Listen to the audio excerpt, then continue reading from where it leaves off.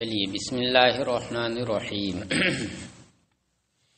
باب ایقاع الطلاق، طلاق واقع کرنے کا بیان کہ کس کس طریقے سے طلاق واقع کی جاتی ہے۔ وہ الفاظ جن سے طلاق واقع کی جاتی ہے یا ہوتی ہے اس کے بارے میں بتا رہے ہیں کہ اس کی دو قسمیں ہیں، ایک تو صریح اور دوسرے کنایا۔ صریح وہ الفاظ ہیں کہ جن کا غالب استعمال طلاق کے معنی میں ہوتا ہے، طلاق کے علاوہ کے معنی میں ان کا استعمال نہیں کے برابر ہوتا ہے، ٹھیک ہے۔ تو اس کا مطلب یہ ہوا کہ یہ وہ الفاظ ہیں کہ جن سے معنی طلاق ہونا مراد ہونا یہ واضح ہوا کرتا ہے، لہذا ایسے الفاظ کو صریح کہیں گے۔ اور صریح سے دی جانے والی جو طلاق ہوگی اس میں نیت کا کوئی اعتبار نہیں ہوگا۔ آپ نے لفظ استعمال کیا صریح، اس کے بعد آپ کہہ رہے نہیں میری اس سے مراد طلاق نہیں ہے، تو یہ نہیں مانی جائے گی۔ قضان تو نہیں مانی جائے گی، قاضی اس کو نہیں مانے گا، رد کر دے گا، کیونکہ یہ ظاہر کے خلاف ہے۔ اس کا استعمال غالب کس میں ہوتا ہے؟ طلاق میں ہوتا ہے، اور آپ کہہ رہے کہ نہیں میری یہ مراد نہیں یہ مراد ہے، تو ظاہر تو اس کی تکذیب کر دے رہا ہے۔ اور دوسری چیز یہ ہے کہ صریح لفظ سے جب طلاق واقع ہوگی تو وہ طلاق رجعی ہوگی، یعنی اس طلاق دینے کے بعد رجعت کر سکتا ہے۔ وہ بینونت کی نیت اگر کر رہا ہے کہ جس میں رجعت نہ کر سکے تو یہ نیت صحیح نہیں ہوگی۔ اس کے برخلاف جو کنایا ہے، تو کنایا کے وہ الفاظ ہوتے ہیں کہ جن کا استعمال غیر طلاق میں بھی ہوتا ہے اور طلاق میں بھی استعمال کر دیتے ہیں، تو اس لیے طلاق مراد ہونا یہ واضح نہیں ہوتا۔ کیسے واضح ہوگا، کب وہ راجح ہوگا؟ جب اس کے ساتھ نیت بھی آپ جوڑ دیں گے۔ لہذا جو کنایا کے الفاظ ہیں جن کا غالب استعمال طلاق کے معنی میں نہیں ہوتا، وہ لفظ استعمال اگر کیا تو اس کے ساتھ ساتھ نیت بھی ضروری ہے۔ بتائے کہ میری نیت اس سے طلاق تھی، تو پھر طلاق واقع ہوگی۔ دیکھیے کہہ رہے ہیں الطلاق علی ضربین، طلاق دو قسم کی ہے۔ مراد اس سے کیا ہے؟ طلاق کے وہ الفاظ جن سے طلاق دی جاتی ہے اس کی دو قسمیں ہیں، صریح و کنایت۔ ایک تو صریح اور دوسرے کنایا۔ فالصریح، دیکھیے یہاں تعریف نہیں کر رہے ہیں، بس ڈائریکٹ جو ہے شروع کر دے رہے ہیں، صریح جیسے کہ فلاں مثال دینا شروع کر دیا، تعریف نہیں کر رہے۔ تعریف وہی ہے کہ صریح وہ الفاظ ہیں کہ جن سے طلاق مراد ہونا واضح ہو، کیونکہ زیادہ تر استعمال ان الفاظ کا طلاق کے معنی میں ہوتا ہے۔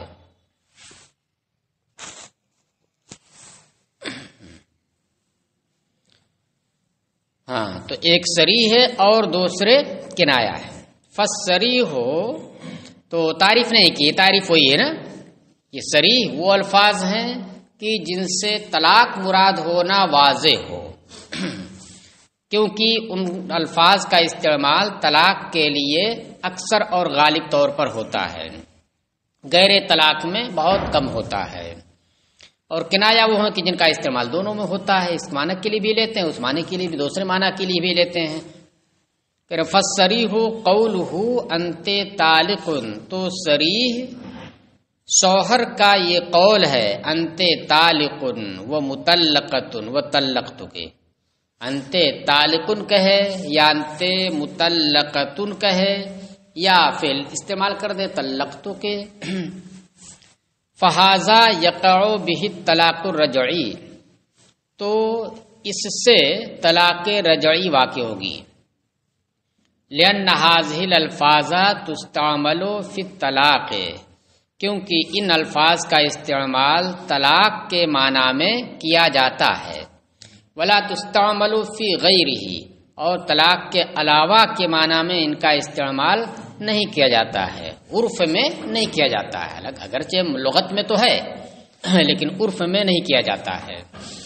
فکان صریحا، لہذا یہ صریح ہوا۔ وَإِنَّهُ يُعَقِّبُ الرَّجْعَةَ بِالنَّصِّ، اور یہ لفظ اپنے بعد نس کے سبب، نس موجود یہاں پر قرآن کی آیت موجود ہے، اس کے سبب رجعت کی گنجائش لاتا ہے۔ عقبہ یعقب تعقب اپنے بعد لانا، اور یہ لفظ اپنے بعد بذریعہ نس رجعت کی گنجائش لاتا ہے کہ اس کے بعد رجعت کرنا صحیح ہے۔ ایسا نہیں کہ طلاق سے، نکاح سے وہ بالکل نکل جاتی ہے، اب واپس لینے کے لیے نکاح کرنا پڑے، نہیں ہے۔ وہ نس کیا ہے؟ نس ہے وَبُعُولَتُهُنَّ أَحَقُّ بِرَدِّهِنَّ فِي ذَلِكَ، کہ ان مطلقات کے جو شوہر ہیں، بعل کی جمع بعول، بعولہ، ان مطلقات کے ہنہ، بعولتہنہ میں ہنہ جو ضمیر اس کا مرجع مطلقات ہے، کہ ان مطلقات کے جو شوہر ہیں وہ انہیں واپس لینے کے زیادہ حقدار ہیں۔ تو اب دیکھیے اس سے استدلال اس طور پر کیا ہے کہ طلاق دے دی ہے ان شوہروں نے، اس کے بعد بھی ان کی جانب نسبت کرتے ہوئے انہیں کیا کہا جا رہا ہے؟ بعولت، بال کہا جا رہا ہے۔ بال مانے شوہر، اس کا مطلب ہے کہ نکاح بھی باقی ہے، نکاح کیا ہے؟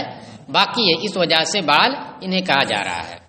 اور اس سے زیادہ اور واضح یہ آیت کریمہ ہے، الطلاق مرتان کے بعد آگے کیا؟ فَإِمْسَاكُمْ بِمَعْرُوفٍ أَوْ تَسْرِيحٌ بِإِحْسَانٍ، یہی ہے نا، 2 مرتبہ طلاق ہے، اور پھر اس کے بعد کیا ہے؟ پھر اس کے بعد یا تو انہیں اچھائی کے ساتھ روکے رکھنا ہے، امساک لوٹانا بھی نہیں، روکے رکھنا ہے یعنی اپنے نکاح میں باقی رکھ لینا ہے، اور یا تو پھر انہیں حسن و خوبی کے ساتھ چھوڑ دینا ہے، کہ آپ کچھ مت کیجئے، چھوڑ دیجئے، تو عدت پوری ہوتے ہی کیا ہو جائیں گی؟ وہ نکل جائے گی وہ۔ تو امساک کا لفظ یہ بتا رہا ہے روک رکھنا، طلاق دینے کے بعد روک رکھنا۔ تو اس میں یہ نہیں ہے کہ نکاح کرنا ہو، روک رکھنا یعنی کچھ کرنا نہیں کہ وہ رکی رہے گی، رجعت کر لیں گے۔ دیکھیے ولا یفتقر الی النیت، اور باتفاق علماء و فقہا یعنی بالاجماع، یہ لفظ یعنی صریح نیت کا محتاج نہیں ہوتا، اس میں نیت کی احتیاج نہیں ہوتی ہے۔ لأنہ صریح فیہ، کیونکہ یہ لفظ طلاق کے معنی میں صریح ہے، واضح ہے، اکثر استعمال کی وجہ سے، یہ استعمال غالب اسی کے معنی میں ہے، لہذا جب بولا جاتا ہے تو فوراً ذہن اسی کی طرف جاتا ہے، ذہن میں وہی معنی آتا ہے طلاق والا ہی، اس لیے نیت کی کوئی ضرورت اس میں نہیں ہے۔ وقضا، تو اس کا مطلب کیا ہوا کہ یہی معنی راجح ہے، تو جب یہ معنی راجح ہے، بولتے ہی وہی معنی سمجھ میں آ رہا طلاق ہی کا ان الفاظ سے، تو پھر نیت کی کوئی ضرورت، نیت کی ضرورت وہاں پڑتی ہے جہاں پر معنی مرجوح ہو، تو نیت کو جوڑ کر کے اس کو کیا کرتے ہیں؟ راجح کرتے ہیں۔ وقضا اذا نول ابانتا، اور اسی طریقے سے جب وہ بینونت کی نیت کر لے، مطلب بالکل نیت نہ کرے، جب بھی طلاق واقع ہو جائے گی اور اس طلاق کے بعد رجعت وہ کر سکتا ہے۔ اسی طریقے سے اگر وہ نیت کرے، اور کون سی نیت کرے؟ بڑھا کر کے، ایک صفت زائد اس پہ بڑھا کے نیت کرے، کون سی؟ بینونت کی نیت کر لے، کرے، جب بھی وہ رجعت کر سکتا ہے، جب بھی وہ صریحی کا حکم ہوگا اس کا۔ وقضا اذا نول ابانتا، اور ایسے ہی حکم ہوگا رجعت کا جب کہ وہ ابانت کی نیت کرے، کوئی فائدہ اس سے نہیں ہوگا۔ لأنہ قصد تنجیز ما علقہ الشرع بانقضاء العدت فیرد علیہ، کیوں؟ آخر ابانت کی نیت کرے تو مان لینا چاہے، کرے نہیں، جب لفظ صریح استعمال کیا اور صریح استعمال کرے تو پھر مطلب شریعت کیا کہتی ہے کہ اسے واپس لے سکتا ہے، وَبُعُولَتُهُنَّ أَحَقُّ بِرَدِّهِنَّ یا فَإِمْسَاكٌ بِمَعْرُوفٍ، تو اسے واپس لے سکتا ہے، یعنی رجعت۔ تو شریعت کیا کر رہی ہے؟ نکاح سے نکلنے کے لیے شریعت نے یہ طے کیا کہ عدت پوری ہو جائے گی تب نکاح سے نکلے گی، اور اس سے پہلے نکاح سے نکلتی نہیں ہے، بلکہ وہ لے سکتا ہے اسے۔ تو شریعت نے اس کی جدائی کو، اس کی بینونت کو معلق کر دیا کس کے اوپر؟ عدت کے پوری ہونے پر۔ لیکن یہ کیا کر رہا ہے؟ یہ نیت کیا اس بات کی کر رہا ہے کہ فوراً نکل جائے، وہ لفظ وہی استعمال کر رہا ہے جس لفظ کی بنیاد پر شریعت اس کی انقطاع کو اور اس کی بینونت کو کس پر معلق کیا؟ انقضاء عدت پر معلق کیا، اور اسی لفظ کو استعمال کر کے یہ شریعت کے خلاف کیا نیت کر رہا ہے؟ فوراً بینونت ہو جائے، فوراً وہ جدا ہو جائے، تو یہ درست نہیں ہوگا۔ اس کی اس نیت کو اسی کے اوپر واپس لوٹا دیا جائے گا، رد کر دیا جائے گا۔ جیسے وارث کوئی شخص ہے، بیٹا ہے، باپ ہے، بیٹا ہے، تو باپ کے مرنے کے بعد بیٹا اس کی میراث کا مالک ہوگا، وراثت میں اسے ملے گا، مگر کب ملے گا؟ شریعت نے کب کیا ہے؟ باپ کے مرنے کے بعد۔ باپ جب مر جائے گا تو اس وقت اسے ملے گا۔ اب اس نے کیا سوچا؟ ابھی مار ڈالتے ہیں اور ابھی لے لیتے ہیں، تو شریعت نے تاخیر کی تھی اور اس نے کیا کر دیا؟ تنجیز کر دیا، فوراً اس نے کر دیا۔ تو اس لیے شریعت نے جس چیز کو مؤخر کیا تھا اس کو اس نے کیا کر دیا؟ مقدم کر دیا، فوراً کرنا چاہا، لہذا اس کو اسی کے منہ پر مار دیا جائے گا، اور اس کا بدلہ کیا ہوگا کہ اسے میراث سے محروم کر دیا جائے گا، اس کا یہ عمل اس کے اوپر مار دیا جائے گا۔ تو وہی ہے کہ اگرچہ یہ نیت کر لے ابانت کی صریح کا لفظ استعمال کر کے، جب بھی جو ہے اس کا اعتبار نہیں ہوگا۔ کیوں نہیں ہوگا؟ کہ لأنه قصد تنجیز ما علقہ الشرع بانقضاء العدت، کیونکہ اس نے ابانت کی نیت کر کے اس چیز کو فوراً واقع کرنے کا قصد کر لیا جس کو شریعت نے عدت کے پوری ہونے پر معلق کیا تھا، یعنی انقطاع بینونت کو فوراً واقع ہونے کا قصد کر لیا جس کو شریعت نے عدت کے پوری ہونے پر معلق کیا تھا۔ فَيُرَدُّ عَلَيْهِ، لہذا اس کی یہ بات نہیں مانی جائے گی، اس کے اس قصد کو اسی کے اوپر ڈال دے، واپس لوٹا دیا جائے گا۔ چلیے، وَلَوْ نَوَى الطَّلَاقَ عَنْ وَثَاقٍ لَمْ يُدَيَّنْ فِي الْقَضَاءِ، اور اگر اس نے قید سے طلاق کی نیت کی، مطلب انت طالقن کہا، انت طالقن، اب وہ کہہ رہا کہ طالقن میں نے کہا، میں نے طلاق نہیں دی ہے، قید نکاحی سے اس کو طلاق نہیں، چھٹکارا نہیں دیا ہے، بلکہ مراد کیا ہے؟ طلاق عن الوثاق، قید و بند کی جو صحبت میں یہ ہے، قید و بند میں جو ہے میری جانب سے، میں ایک شوہر ہونے کی حیثیت سے کیا ہے کہ میری اجازت کے بغیر یہ گھر سے باہر نہیں جا سکتی ہے، تو اس قید سے میں نے اسے چھٹکارا دلایا ہے۔ طلاق کا مطلب کیا ہوا؟ انت طالقن عن القید النکاحی نہیں، عن القید الوثاق، یعنی جو قید ہے اس قید سے چھٹکارا ہے۔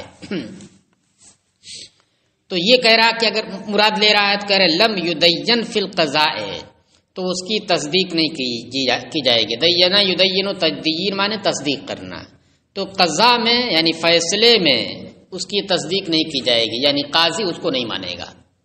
دیکھیں، ایک ہوتا ہے قضاءً ماننا کسی چیز کو، اور ایک ہوتا ہے دیانتاً ماننا۔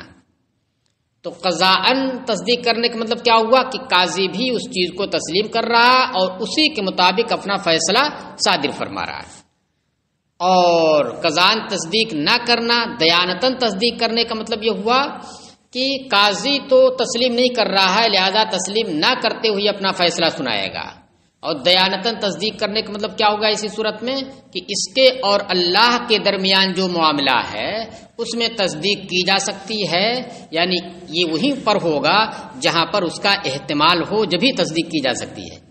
اب یہ تھوڑی کہ کوئی بولا عام اور اس سے مراد لے املی، بولے عام اور اس سے مراد لے املی، تو قضاءً تو تصدیق نہیں کی جائے، دیانتاً بھی تصدیق نہیں کی جائے گی، ایسا نہیں ہوگا۔ بولے آسمان اور مراد لے زمین، تو نہیں نہ ہو پائے گا یہ۔ تو دیانتاً کا مطلب کیا ہوا کہ یہ مان لیا جائے گا کہ اللہ اور اس کے درمیان معاملہ یعنی یہ سچا ہے، اور اللہ اور اس کے درمیان اس کی وجہ سے کوئی پکڑ نہیں ہوگی۔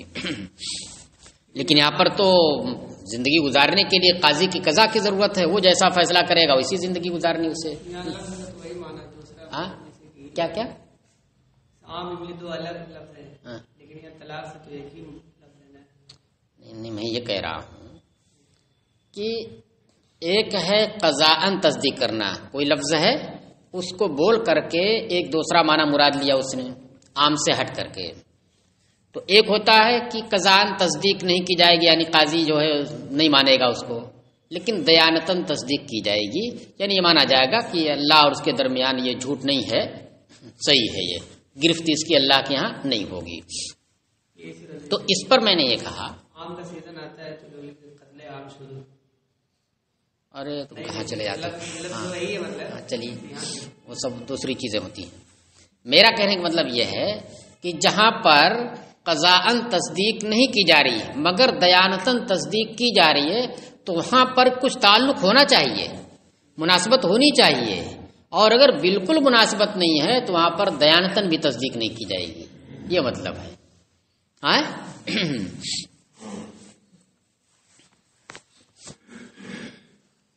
قتل عام ہے تو الف سے عام ہو گیا ہے، عین سے عام ہے تو بولنے میں ہوتا ہے نا. چلیے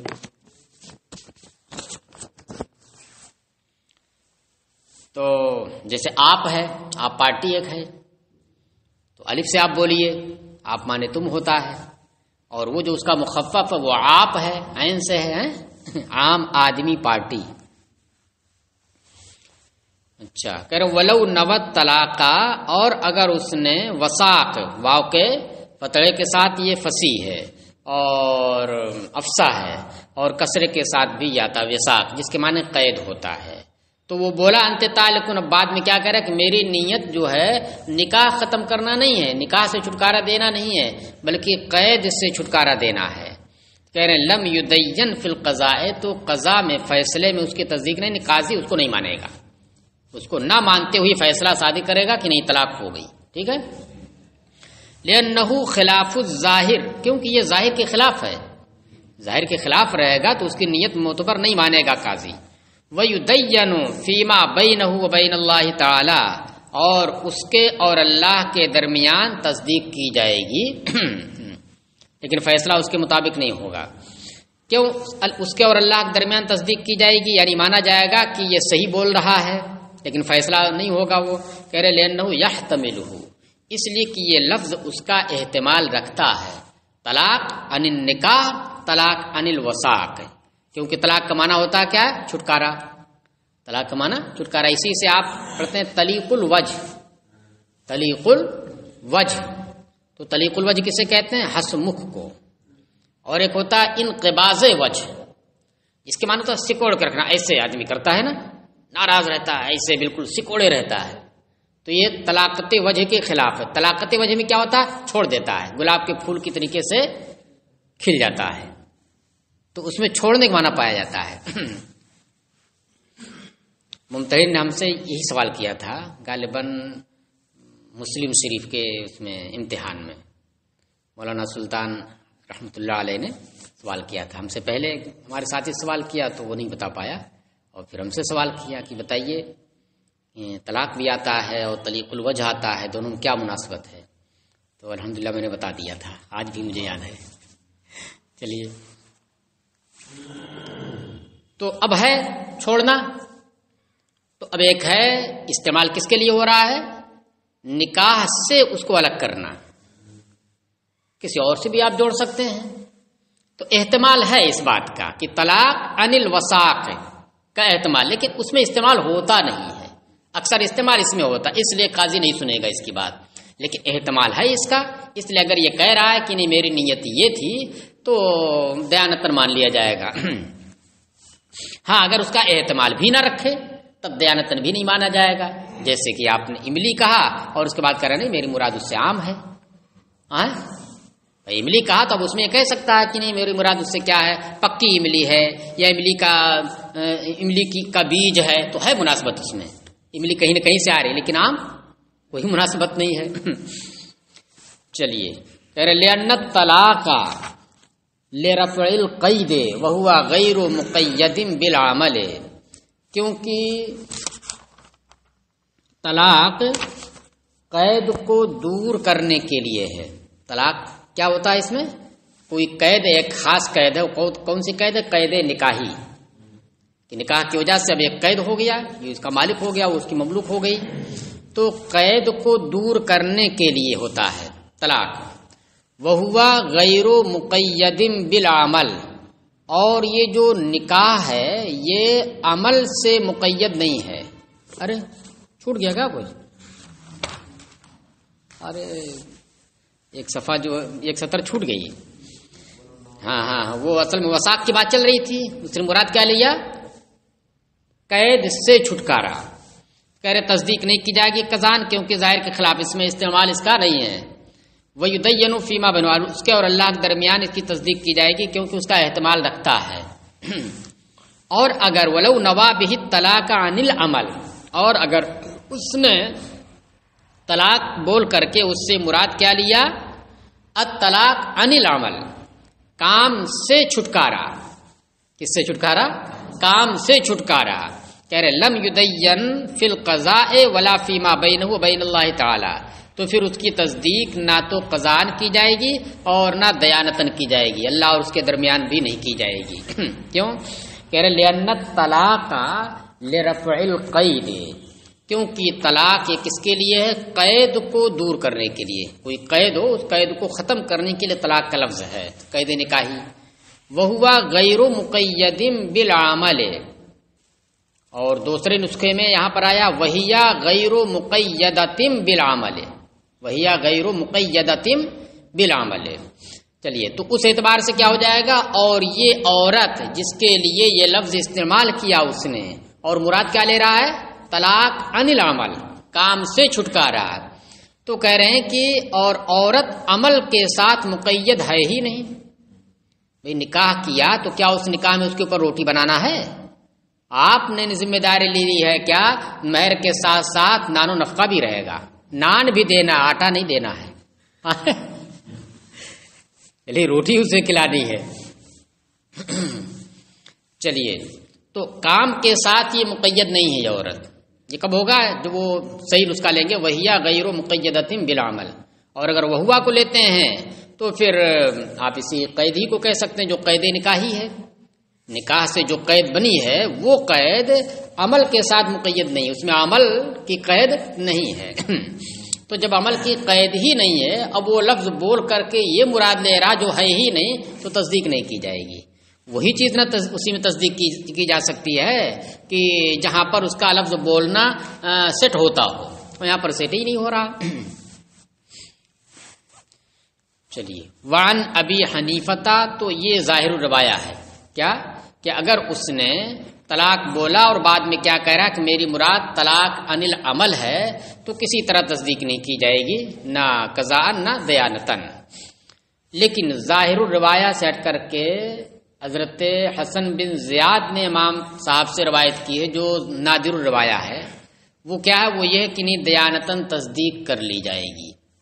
کہہ رہے ہیں کہ وان ابی حنیفہ انہ یدین فیما بینہ بین اللہ تعالی، اور امام اعظم سے ایک روایت یہ ہے کہ اللہ اور اس کے درمیان تصدیق کر دی جائے گی، یعنی دیانتن مان لیا جائے گا، وہ گنہگار نہیں کہا جائے گا۔ لأنہ یستعمل للتخلیص، کیونکہ یہ تخلیص کے لیے استعمال ہوتا ہے، چھٹکارے کے لیے کہ خالی ہونے کے لیے یہ استعمال ہوتا ہے۔ تو اب اس کے معنی کے لیے اگر یہ استعمال ہوتا ہے تو اس کا مطلب کیا؟ تو کیا ہو گیا؟ قید ہے پہلے اور اس سے چھٹکارے کے لیے، اور اس اعتبار سے کیا ہوا؟ قید ہی نہیں ہے، کیا ہے؟ تخلیص کے لیے استعمال ہوتا ہے، نہیں خلاص خالی ہے، یہ ہے ہی نہیں اس کے اندر۔ تو اب اس کے لیے جب استعمال ہوتا ہے تو اس اعتبار سے اگر وہ کہتا ہے کہ میری مراد عمل سے خالی ہونا ہے، عمل کی قید سے چھٹکارا نہیں، عمل سے خالی ہونا ہے، تو اس معنی کا احتمال ہے، کیونکہ اس معنی کے لیے استعمال ہوتا ہے تخلیص کے لیے خالی ہونا۔ تو اب وہاں پر قید ہونا ضروری نہیں ہے، یوں ہی کہہ سکتا ہے کہ تو قید سے عمل سے خالی ہے، تو عمل سے خالی ہونے کے لیے ضروری نہیں کہ پہلے عمل رہا ہو، پہلے سے نہیں عمل سے تو خالی ہے۔ تو اس معنی میں جب استعمال ہوتا ہے تو اس کا بھی احتمال ہوا، مگر یہ نادر الروایہ ہے۔ ظاہر الروایہ جو امام صاحب سے ثابت ہے وہی ہے کہ نہیں دیانتن بھی تصدیق نہیں کی جائے گی۔ تو اب انت تالکن کہہ کر کے مراد لے رہا انت تالکن عن العمل، تو معنی کیا ہو جائے گا؟ انت مخلصۃ عن العمل، انت مخلصۃ عن العمل کہ تو عمل سے خالی ہے۔ ولو قال انت مطلقۃ بتسکین الطاء، اور اگر اس نے انت مطلقۃ کہا، مادہ دیکھی وہی ہے لیکن باب افعال کا استعمال کیا اطلاق کا، تا کے سکون کے ساتھ، کہ لا یکون طلاقا الا بالنیت، تو پھر یہ طلاق نہیں ہوگی کیونکہ مطلقۃ کا لفظ یہ غالباً طلاق کے معنی میں استعمال نہیں ہوتا ہے۔ ہاں معنی رکھتا ہے، اس بات کا احتمال رکھتا ہے، الا بالنیت، مگر نیت سے، کہ نیت اگر کر لے گا وہ کہ میں نے مطلقۃ جو استعمال کیا اس سے مراد میری طلاق ہے تو درست ہوگا۔ لأنها غیر مستعملۃ فیہ، کیونکہ مطلقۃ کا لفظ یہ طلاق کے معنی میں عرفاً استعمال نہیں ہوتا ہے، عرف میں۔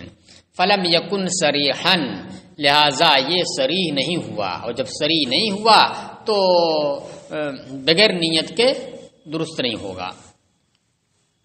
بات سمجھ میں آ گئی؟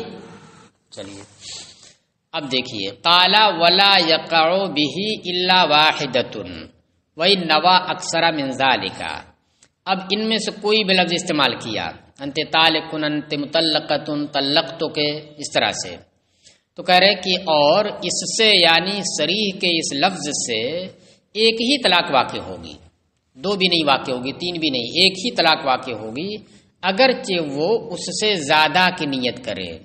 واحدۃ ہے تطلیقۃ واحدۃ ہوگا۔ وقال الشافعی، یعنی ایک سے زیادہ کی بھی نیت کر لے جب بھی ایک ہی طلاق ہوا، کہ ایک سے زیادہ کا احتمال اس کے اندر نہیں ہے۔ اور امام شافعی نے فرمایا یقع ما نوى، اتنی واقع ہو جائے گی جتنی وہ نیت کرے گا، وہ یعنی تین تک نیت کر سکتا ہے تو تین نیت کر لے تو تین بھی واقع ہو جائے گی۔ کیوں؟ لأنہ محتمل لفظ ہی، کیونکہ یہ اس کے لفظ کا محتمل ہے، یعنی اس کا لفظ اس کی اس نیت کا احتمال رکھتا ہے، دو کی نیت کرے تو لفظ احتمال رکھتا ہے کہ دو کی بھی نیت کر سکتا ہے، تین کی نیت کرے تو اس کا یہ لفظ طالقن کا لفظ اس کا احتمال رکھتا ہے۔ کیسے رکھتا ہے دو کی اور تین کی؟ سنیے، کہ فإن ذکر الطالق ذکر للطلاق لغتاً، اس لیے کہ طالق جب اس نے کہا، طالق کا ذکر جو اس میں فاعل کا صیغہ ہے، یہ طلاق جو مصدر ہے اس کا ذکر ہے لغت کے اعتبار سے، یعنی طالق کا ذکر کرنا لغت کے اعتبار سے طلاق کا بھی ذکر کرنا ہے۔ کا ذکر العالم ذکر للعلم، جیسے کہ عالم کا ذکر علم کا ذکر کرنا ہے۔ بھائی جب کوئی بھی صفت کا صیغہ آپ ذکر کریں گے تو معنی مصدری آئے گا کہ نہیں آئے گا؟ اس میں بغیر معنی مصدری کے تو ہوگا ہی نہیں۔ چلیے، اس لیے کہ طالق کا معنی کیا ہو جائے گا؟ ذات و طلاق، طلاق والی۔ ولہذا یصح، تو اب جب طالق استعمال کیا تو جب طالق استعمال کیا تو طلاق جو مصدر ہے اس کا بھی ذکر اس کے اندر آیا۔ ولہذا یصح قران العدد به، یہی وجہ ہے کہ اس کے ساتھ عدد کا اتصال اور اس کا قران صحیح ہے۔ آپ کیا کہیں گے؟ انت طالقن ثلاثن، تو طالقن کے بعد ثلاثن کو اس سے جوڑنا یہ صحیح ہوتا ہے۔ تو اس کا صحیح ہونا کس بنیاد پر ہو رہا ہے؟ یہ اسی معنی مصدری کی بنیاد پر ہو رہا ہے جو معنی مصدری طالقن کے اندر ہے۔ تو اس کا مطلب کیا ہوا کہ آپ ثلاثن جب جوڑتے ہیں، عدد کو جوڑتے ہیں تو کس سے جوڑتے ہیں؟ طالقن کے اندر جو طلاق کا ذکر ہو رہا ہے اسی کے ضمن میں، تو اسی کے ساتھ آپ جوڑتے ہیں، ورنہ اگر وہ نہ ہوتا تو آپ کا یہ جوڑنا صحیح نہیں ہوتا۔ تو ماننا پڑے گا کہ طالق کے ذکر کا ذکر یہ طلاق کے ذکر پر مشتمل ہے۔ اچھا، کہ ولہذا یصح قران العدد، اور اسی وجہ سے عدد کا اس سے اتصال، اس سے اقتران یہ صحیح ہوتا ہے۔ فیکون نصبا علی التفسیر، لہذا عدد کا لفظ یہ تفسیر کی بنیاد پر ہے، اسی طلاق کی تفسیر کی بنیاد پر منصوب ہوتا ہے۔ ثلاثن آپ نے کہا تو اسی کے اندر جو طلاق کا لفظ ہے اسی کی یہ تفسیر ہوتا ہے، وضاحت کرتا ہے۔ چلیے، تو جب ہے وہ طلاق کے ذکر پر تو معنی مصدری ہے، تو معنی مصدری کیا ہے؟ وہ قلیل کو بھی شامل ہے اور کثیر کو بھی وہ شامل ہے۔ وَلَنَا أَنَّهُ نَعْتُ فَرْدٍ، اور ہماری دلیل یہ ہے کہ طالق کا لفظ یہ واحد کی صفت ہے۔ بھائی طالق آپ نے استعمال کیا تو یہ ایک عورت کے لیے بولیں گے یا دو عورت کے لیے بولیں گے؟ ایک عورت کے لیے آپ بولیں گے انتے طالقن، اور دو کے لیے اگر بولنا ہے تو پھر طالقن نہیں چلے گا بلکہ طالقان کہنا پڑے گا آپ کو، انتا انتما طالقان۔ تین کے لیے اگر بولنا تو کیا کہیں گے؟ انتنا طوالقو یا طالقاتن، اس طرح سے کہیں گے نا۔ اور اگر طالقن آپ نے کہا تو طالقن یہ ایک ہی عورت کے اوپر سیٹ ہوگا، تو یہ صفت کا صیغہ ہے، یعنی اس میں فاعل ہے اور وہ بھی واحد کا صیغہ ہے۔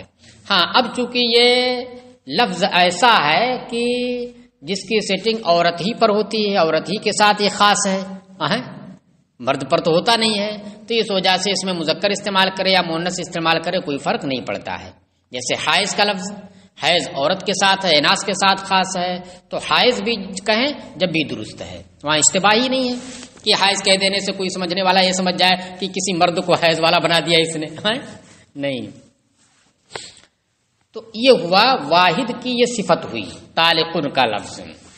حتی قیل للمثنی طالقان وللثلاث طوالق، یہاں تک کہ تثنیہ کے لیے، یعنی فرد اگر فرد نہ ہو بلکہ تثنیہ ہو تو تثنیہ کے لیے طالقن نہیں بولیں گے آپ، طالقان کہا جائے گا، اور تین کے لیے طوالق کہا جائے گا۔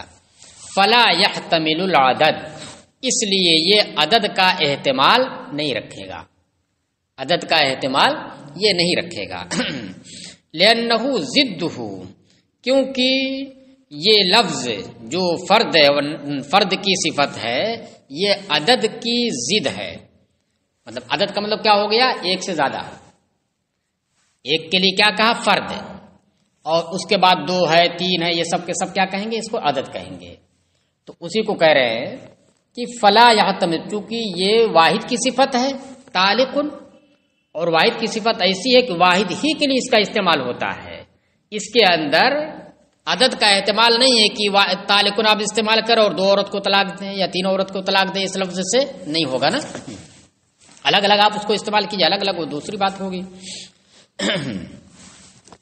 ہاں فلا یحتمل العدد، تو جب تثنیہ کے لیے دوسرا لفظ آتا ہے اور جمع کے لیے دوسرا لفظ آتا ہے تو پھر یہ عدد کا احتمال نہیں رکھتا، دو کا تین کا احتمال یہ نہیں رکھے گا۔ لأنه ضد، اس لیے کہ یہ ضد ہے اس کی، یہ فرد جو ہے یہ عدد کی ضد ہے، کیسے اس کو ایک بول کر کے آپ دو مراد لیں گے؟ وہ ذکر الطالق ذکر، اتنی بات ٹھیک ہے، سمجھ میں آ گئی۔ اب رہی اس بات کا جواب جو امام شافعی نے کہا ہے کہ بھائی ہم اس صفت کے صیغے پر نہیں جا رہے ہیں، ہم اس پر جا رہے ہیں کہ طالق کا لفظ اگرچہ واحد ہے مگر یہ معنی طلاق پر مشتمل ہے، معنی مصدری کے ذکر پر یہ مشتمل ہے۔ تو اب اس کو کہہ رہے ہیں کہ وہ ذکر الطالق ذکر لطلاق ہوا صفت للمرأۃ، اور طالق کا ذکر یہ اس طلاق کا ذکر ہے، اس معنی مصدری کا ذکر ہے جو عورت کی صفت ہے، جو کس کی صفت ہے؟ عورت کی صفت ہے۔ لا لطلاق ہوا تطلیق، نہ کہ اس طلاق کی صفت ہے جو تطلیق ہے۔ دیکھیے ایک ہے ایقاع طلاق اور ایک ہے طلاق سے اتصاف، طلاق سے متصف ہونا۔ تو طلاق سے متصف جو ہونا ہوگا تو یہ عورت کی صفت ہوگی، اور ایقاع طلاق سے متصف کون ہوگا؟ مرد متصف ہوگا۔ تو طلاق میں تعداد کہاں سے آئے گی؟ مطلق کی طرف سے آئے گی، تطلیق کی طرف سے آئے گی۔ تو اب یہ جو طلاق کے ذکر پر مشتمل ہے تو اس طلاق سے مراد کیا ہے؟ وہ طلاق ہے جو عورت کی صفت ہے، مرد کی جانب سے جو تطلیق ہو رہی، ایک تطلیق، دو تطلیق، تین تطلیق، وہ نہیں ہے، وہ نہیں ہے۔ لیکن اب ایک سوال وہ رہ جاتا ہے کہ بھئی اگر وہ نہیں ہے تو پھر سلاسن کہنا یہ کیسے صحیح ہو رہا ہے؟ سلاسن کہنا اسی طلاق کی صفت کے طور پر صحیح ہو رہا ہے جس طلاق کے ذکر پر لفظ طالق مشتمل ہے، اور اس کو آپ نے کہہ دیا کیا کہ یہ تو عورت کی صفت ہے، تطلیق کی صفت نہیں ہے، مرد کی جانب سے بس ایک ہی کہا گیا ہے۔ تو اس کا جواب دیں گے کہ نہیں، وہ الگ ہے، وہ تطلیق کی صفت ہوگی۔ کہہ رہے ہیں کہ لا طلاقن، اور طالق کا ذکر یہ اس طلاق کا ذکر ہے، یعنی اس طلاق کے ذکر پر مشتمل ہے جو عورت کی صفت ہے۔ لا طلاقن ہوا تطلیق، نہ کہ اس طلاق کی صفت ہے جو تطلیق ہے، یعنی مرد کی جو صفت ہے۔